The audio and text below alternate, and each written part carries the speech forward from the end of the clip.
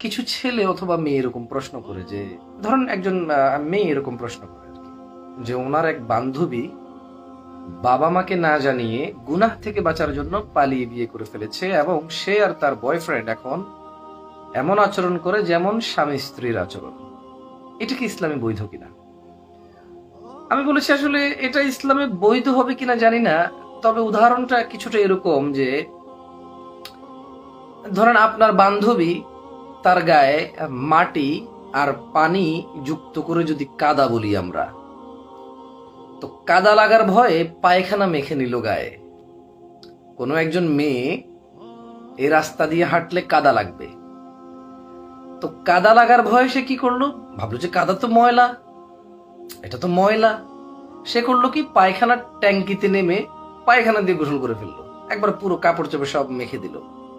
এরপর সে কাদার উপর দিয়ে হেঁটে যাচ্ছে আর বলছে যে আরে ধুর তুই কি কাদা, কি কাদা, একেবারে এগুলো কোনো কাদা? মানে গায়ে কাদা লাগার ভয় যদি কেউ নিজের গায়ে পায়খানা মেখে দেয়, এটা হলো ওই রকম যে একটা ছেলে আর মেয়ে কথা বলে, মেয়েটা খুবই ধার্মিক, মেয়েটা খুবই ধার্মিক, সে চিন্তা করছে যে না না না না না বিয়ে ছাড়া তো এটা এভাবে ছেলের সাথে কথা বলা তো হারাম, তো সে কি করলো, পালিয়ে বিয়ে করে ফেললো। মানে কাদা লাগার ভয় যেমন পায়খানা মেখে দিল গায়ে, ঠিক তেমন ছেলের সাথে কথা বলার গুনাহ থেকে বাঁচার জন্য পালিয়ে বিয়ে করলো। তো আমার একটা প্রশ্ন এখন মনে জাগে, মানে যার বান্ধবী পালিয়ে গেছে, সে যে পালাই বিয়ে করছে সে তো বিবাহ করে ফেলছে, এখন যে বান্ধবীটা আছে ওই বান্ধবীকে আমি একটা উদাহরণ দিতে চাই যে আপনার যে বান্ধবী পালিয়ে যায় ওই বান্ধবীকে প্রশ্ন করবেন যে ইসলাম যে দিন, মুহাম্মদ সাল্লাল্লাহু আলাইহি সাল্লামের উপর মনোনীত যে দিন, মুসলিমদের জন্য আল্লাহর কাছে যে মনোনীত দিন, এই দিনের মধ্যে ঈমান আনার পরের দিনে 5 বার নামাজ ফরজ। দিনে কয়বার? 5 ওয়াক্ত। আপনার বান্ধবীকে বলবেন যে আচ্ছা বান্ধবী, দিনে যে 5 ওয়াক্ত নামাজ এটাকে কি 4 ওয়াক্ত বলে সাব্যস্ত করা সম্ভব? সে যদি বলে যে না, বলবেন যে আচ্ছা বান্ধবী, ফজরের নামাজ যে 2 রাকাত, জোহরের নামাজ যে 4 রাকাত ফরজ, আসর যে 4 রাকাত ফরজ, মাগরিব যে 3 রাকাত ফরজ, ইশা যে 4 রাকাত ফরজ, এই পুরো দিনে 17 রাকাত ফরজকে কি 12, 10, 11 এরকম 5 রাকাত বাদ দিয়ে কি 10 রাকাত পুরো দিনে মানে ফরজ, বাকিগুলো বাদ দিয়ে কি এটাকে ফরজ সাব্যস্ত করা মানে পসিবল? যদি সে বলে যে না, তাকে বলবেন আচ্ছা বান্ধবী, রমজান মাসে যে পুরা মাস 30 দিন রোজা রাখা ফরজ, এটাকে কি 25 দিন করা যায়? সে যদি বলে যে না, বলবেন যে আচ্ছা বান্ধবী, আমরা যার গর্ভে জন্ম নেই তাকে মা না ডাকে কি আপা ডাকা জায়েজ? যদি বলে যে না, বলবেন যে আচ্ছা বান্ধবী, আমাদের ভাই, আপন মায়ের পেটের ভাই অথবা দুধ ভাই, এদেরকে কি বিবাহ করা জায়েজ? যদি বলে যে না, বলবেন যে তাহলে ওয়ালি ছাড়া কিভাবে বিবাহ জায়েজ হবে? ইসলাম একটা জিনিসকে নিকাহ বলে মানে আখ্যায়িত করে বা বিবাহ বলে আখ্যায়িত করে। নামাজ একটা জিনিসকে নামাজ বলে, একটা জিনিসকে হজ বলে, একটা জিনিসকে রোজা বলে, এইভাবে নামকরণ করা হয়। রোজা কখন? যখন কোনো ব্যক্তি ফজরের আগে, সুবহ সাদিকের আগে কিছু খেলো, মাগরিব পর্যন্ত কিছু খাবে না এই নিয়ত করছে, কারণ সে রোজা রাখবে। মাগরিবের আজান দিছে, সে খাইছে, একে রোজা বলে। আমি কি ঠিক বলছি?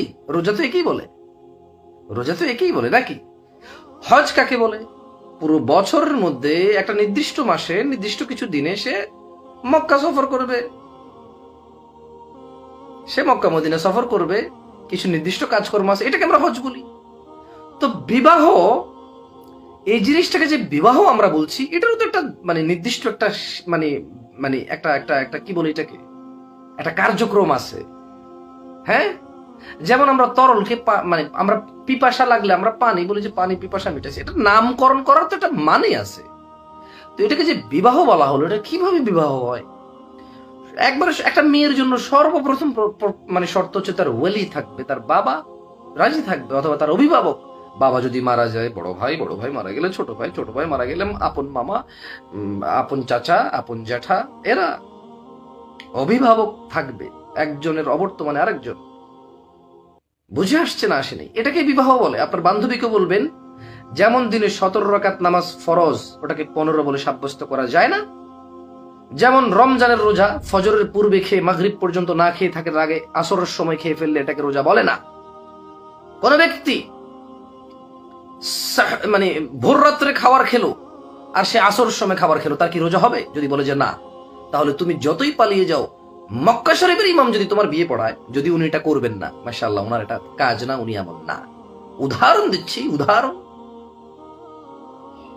ফজরের আগে ভাত খেয়ে আসর পর্যন্ত ক্ষুধার্ত থেকে আসরের সময় খেলে যেমন রোজা হয় না, যত বলো মোল্লা মুন্সি হোক, যত জনকে এই পৃথিবীর উপস্থিত রাখো, পিতা এবং মাতার মানে অভিভাবক পিতার অনুপস্থিতিতে বা ওয়ালির অনুপস্থিতিতে বিবাহ বৈধ নয়। মানে শরিয়া, এটা হচ্ছে কি শরিয়া।